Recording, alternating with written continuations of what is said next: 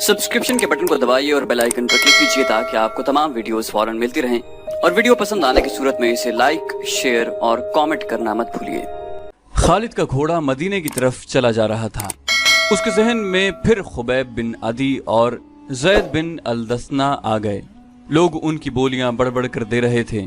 आखिर सौदा हो गया और कुरैश के दो आदमियों ने उन्हें बहुत से सोने के इवज खरीद लिया। ये दोनों आदमी उन दोनों सहाबियों को अबू सुफियान के पास ले गए।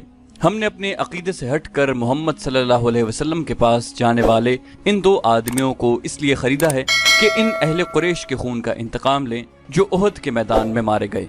उन्हें खरीदने वालों ने कहा, हम इन्हें आपके हवाले करते हैं, आप कुरैश के सरदार और सालार हैं। अबू सुफियान ने कहा, हाँ, मक्का की जमीन मुसलमानों के खून की प्यासी है। इन दो मुसलमानों का खून अपनी जमीन को पिला दो। लेकिन मुझे याद आ गया है कि ये महीना जो गुजर रहा है हमारे देवताओं उज़ा और हुबल का मुकद्दस महीना है। ये महीना खत्म हो लेने दो। अगले दिन इन्हें खुले मैदान में ले जाकर लकड़ी के दो खंभों के साथ बांध देना और मुझे बुला लेना। खालिद ने जब अबू सुफियान का ये हुक्म सुना तो वो उसके पास गया। मुझे आपका ये फैसला अच्छा नहीं लगा। खालिद ने अबू सुफियान से कहा, हम दुगनी और तिगनी तादाद में होते हुए अपनी जमीन को मुसलमानों का खून नहीं पिला सके तो हमें हक हासिल नहीं कि दो मुसलमानों को धोखे से यहाँ लाकर उनका खून बहाया जाए। अबू सुफियान, क्या आप जानते हैं कि मुसलमानों को धोखा देने वाली 3-4 औरतें थीं? क्या आप अपने दुश्मन से ये कहलवाना चाहते हैं कि अहले कुरैश अब औरतों की आड़ में बैठ गए हैं? अबू सुफियान ने बारोब लहजे में कहा, खालिद, खुबैब और जैद को मैं भी इतना ही अपने करीब समझा करता था जितना तुम उन्हें अपने करीब समझते थे। तुम अब भी उन्हें अपने करीब समझ रहे हो और ये भूल रहे हो कि अब ये हमारे दुश्मन हैं। अगर तुम उन्हें आजाद कराना चाहते हो तो लाओ, इससे 10 गुना सोना ले आओ और इन्हें ले जाओ। पर्दे के पीछे से एक गरजदार निस्वानी आवाज आई। नहीं, ये अबू सुफियान की बीवी हिंद की आवाज थी। उसने गुस्से से लरसती हुई आवाज में कहा, हमजा का कलेजा चबाकर भी मेरे सीने में इंतकाम की आग सर्द नहीं हुई। अगर सारी दुनिया का सोना भी मेरे आगे ला रखो तो भी मैं इन दोनों मुसलमानों को आजाद नहीं करूंगी। खालिद ने कहा, अबू सुफियान, अगर मेरी बीवी मेरी बात के दरमियान यूं बोलती तो मैं उसकी जबान खींच लेता। हिंद की आवाज आई, तुम अपनी बीवी की जबान खींच सकते हो? तुम्हारा बाप नहीं मारा गया था, तुम्हारा कोई बेटा नहीं मारा गया और तुम्हारा चचा भी नहीं मारा गया। एक भाई कैद हुआ था और तुम मुसलमानों के पास जाकर मुंह मांगा फिदिया देकर अपने भाई को छुड़ा लाए। जो आग मेरे सीने में जल रही है तुम उसकी तपिश से ना आशना हो। खालिद ने अबू सुफियान की तरफ देखा। अबू सुफियान के चेहरे पर जहां मर्दाना जाहो जलाल और एक जंगजू सरदार का तासुर था, वहां एक खामद की बेबसी की झलक भी थी। अबू सुफियान ने कहा, हाँ खालिद, जिसके दिल पर चोट पड़ती है उसके ख्यालात तुमसे बहुत मुख्तलिफ होते हैं।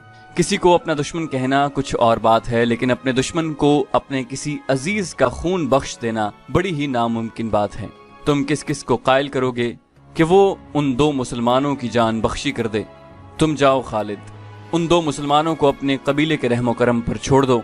खालिद खामोशी से वापस चला गया।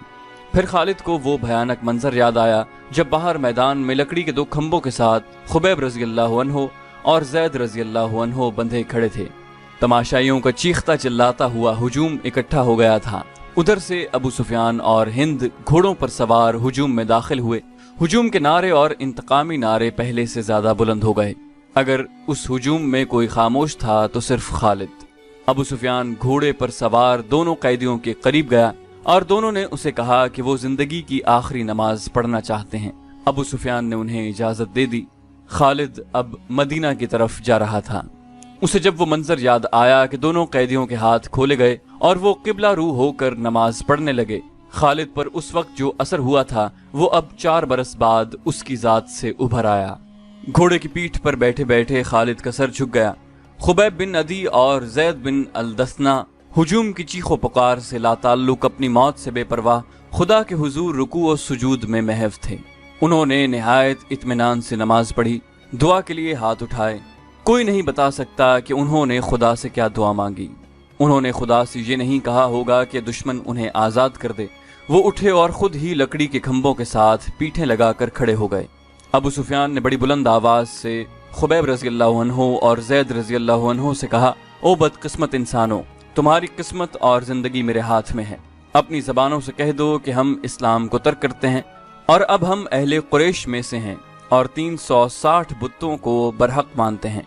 ये ऐलान कर दो और अपनी जिंदगियां मुझसे वापस लो, अगर नहीं तो मौत को गले लगा लो। ये भी सोच लो कि तुम्हारी मौत सहल नहीं होगी।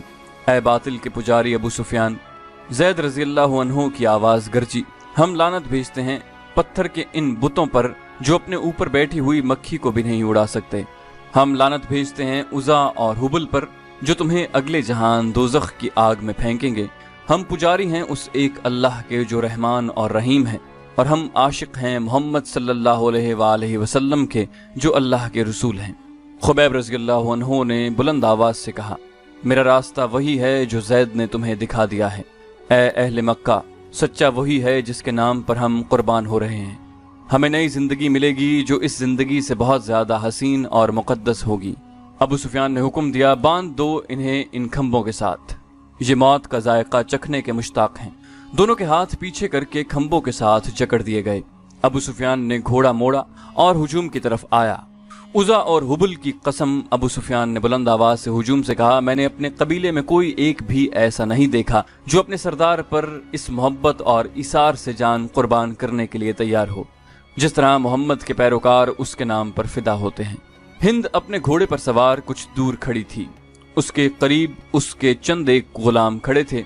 एक गुलाम ने अपने आकाओं को खुश करने के लिए जोश का ऐसा मुजाहरा किया कि बर्छी तान कर दोनों कैदियों की तरफ किसी के हुक्म के बगैर बड़ी तेजी से दौड़ा और खंबे से बंधे ज़ैद रज़ियल्लाहु अन्हु के सीने पर बर्छी का इतना जोरदार वार किया कि बर्छी की अन्नी ज़ैद की पीठ से बाहर निकल गई।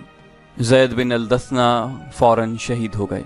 उस गुलाम ने सीना तान कर हुजूम की तरफ खिराज तहसीन की तवक्को से देखा, लेकिन हुजूम कुछ और ही किस्म का शोर बुलंद करने लगा।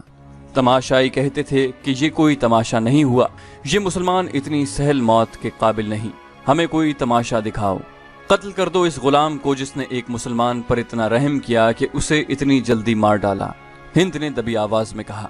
कई आदमी तलवारें और बर्छियां लहराते उस गुलाम की तरफ दौड़े, लेकिन बहुत से आदमी दौड़कर उन आदमियों और गुलाम के दरमियान आ गए। खबरदार, पीछे खड़े रहो। एक आदमी ने जो घोड़े पर सवार था ललकार कर कहा, अरबी खून इतना बुज़दिल नहीं कि दो आदमियों को बांध कर मारने के लिए कुरैश का पूरा कबीला इकट्ठा हो गया है।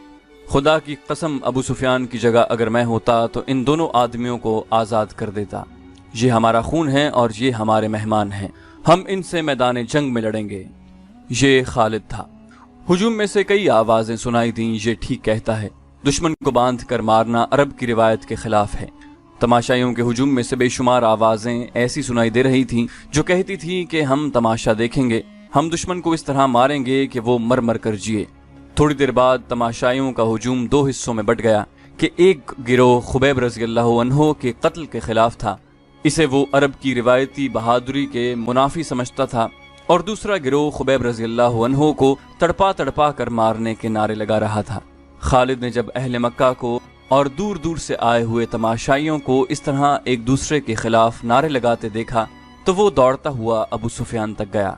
खालिद ने कहा, देख लिया अबू सुफियान, देख लें यहाँ मेरे कितने हामी हैं, एक को मार दिया है, दूसरे को छोड़ दें, वरना अहले कुरैश आपस में टकरा जाएंगे। हिंद ने खालिद को अबू सुफियान के पास खड़े देखा तो वो समझ गई कि खालिद भी खुबैब रज़ियल्लाहु अन्हु की रिहाई का हामी है। हिंद ने घोड़े को ईड़ लगाई और उन दोनों के पास जा पहुंची। खालिद, हिंद ने सख्त बिफरी हुई आवाज में कहा, मैं जानती हूं तुम क्या चाहते हो। क्या तुम अबू सुफियान को अपना सरदार नहीं मानते?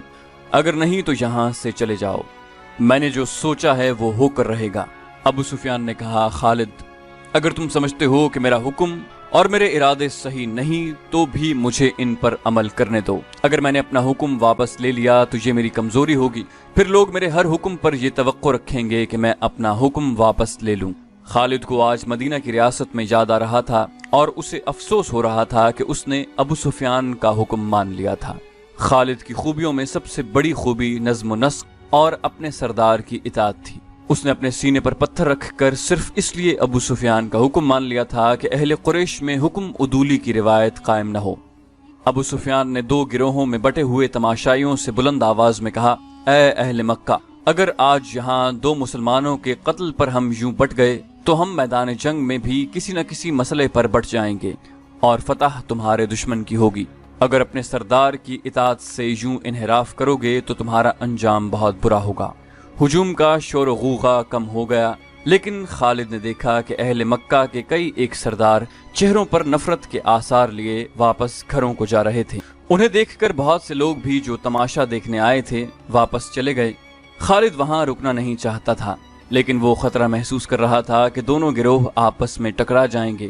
اس کے اپنے قبیلے کے زیادہ تر لوگ تماشائیوں میں موجود تھے، وہ کم از کم اپنے قبیلے کو اپنے قابو میں رکھ سکتا تھا۔ ہند نے تماشے کا پورا انتظام کر رکھا تھا۔ اس کے اشارے پر 40 کمسن لڑکے جن کے ہاتھوں میں برچھیاں تھیں دوڑتے اور چیختے چلاتے ہوئے تماشائیوں میں سے نکلے اور خبیب رضی اللہ عنہ کے ارد گرد ناچنے اور چیخنے چلانے لگے۔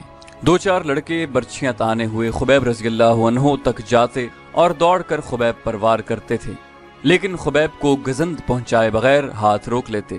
خبیب رضی اللہ عنہ بدکتے اور نعرہ لگاتے تھے، میرا خدا سچا ہے اور محمد خدا کے رسول ہیں۔ چند اور لڑکے اس طرح برچھیاں تان کر ان پر ہلہ بولتے جیسے خبیب رضی اللہ عنہ کے جسم کو چھلنی کر دیں گے، لیکن وار کر کے وار روک لیتے۔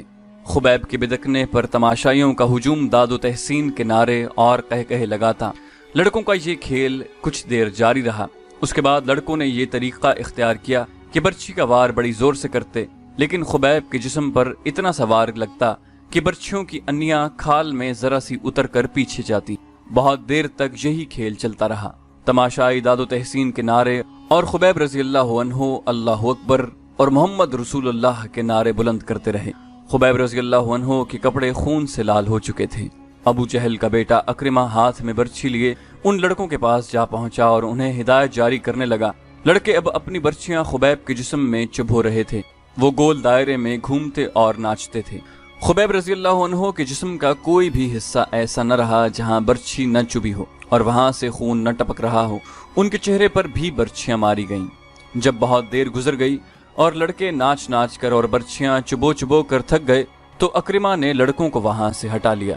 خبیب رضی اللہ عنہ خون میں نہائے ہوئے تھے اور ابھی زندہ تھے اور ہر طرف دیکھ رہے تھے۔ ان کے نعروں میں کمی نہیں آئی تھی۔ اکرمہ ان کے سامنے کھڑا ہو گیا اور برچھی تان کر خبیب کے سینے میں اتنی زور سے ماری کہ فاصلہ کم ہونے کی وجہ سے برچھی خبیب رضی اللہ عنہ کے جسم کے پار ہو گئی۔ وہ شہید ہو گئے۔ ان کی لاشیں وہیں بندھی رہنے دو۔ ہند کی گرجدار آواز سنائی دی، اب کئی دن ان کی لاشوں کے گلنے سڑنے کا تماشا دیکھتے رہو۔ یہ واقعہ جولائی 625 عیسوی کا تھا جو خالد کو یاد آ رہا تھا۔ اس نے اپنے دل میں درد کی ٹیس محسوس کی۔ خبیب اور زید رضی اللہ عنہ کے قتل نے قریش کے سرداروں میں اختلاف کا بیج بو دیا تھا۔ جس طرح ان دو مسلمانوں نے آخری وقت نماز پڑھی اور اسلام سے نکل آنے پر موت کو ترجیح دی، اس نے قریش کے کئی سرداروں پر گہرا اثر چھوڑا۔ خود خالد نے اگر اسلام کی نہیں تو خبیب اور زید رضی اللہ عنہ کی دل ہی دل میں بہت تعریف کی۔ ابو سفیان اور اس کی بیوی ہند کے خلاف اس کے دل میں ناپسندیدگی پیدا ہو گئی تھی۔ اس نے اپنے آپ سے کہا کہ یہ جنگجوؤں کا شیوا نہیں تھا، یہ جنگجوؤں کو زیب نہیں دیتا۔ ایک روز وہ ان سرداروں کی محفل میں بیٹھا تھا جو رسول خدا صلی اللہ علیہ وسلم کے ان 2 اصحاب کے قتل کے خلاف تھے۔ کیا تم سب جانتے ہو کہ مارے جانے والے یہی 2 نہیں بلکہ 6 مسلمان تھے؟ خالد نے پوچھا۔ ایک نے جواب دیا، ہاں، یہ شارجہ بن مغیث کا کام ہے۔ وہ ان 6 مسلمانوں کو دھوکے سے پھندے میں لایا تھا اور اس کے پیچھے مکہ کے یہودیوں کا دماغ کام کر رہا ہے۔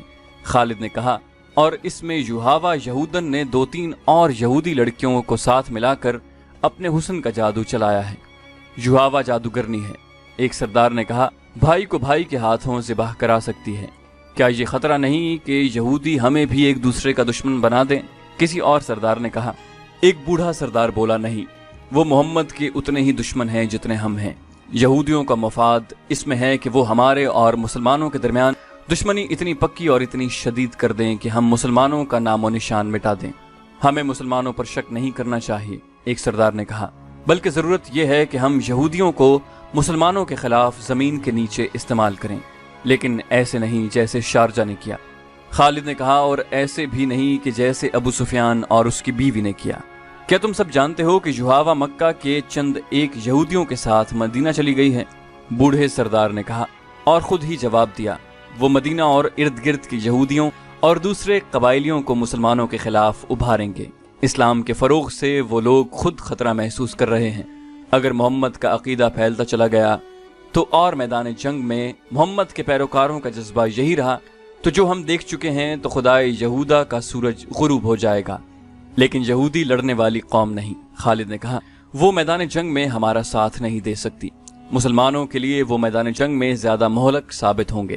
ایک اور سردار نے کہا وہ اپنی یوہاوا جیسی دلکش لڑکیوں کے ذریعے مسلمان سرداروں اور سالاروں کو میدان جنگ میں اترنے کے قابل نہیں چھوڑیں گے۔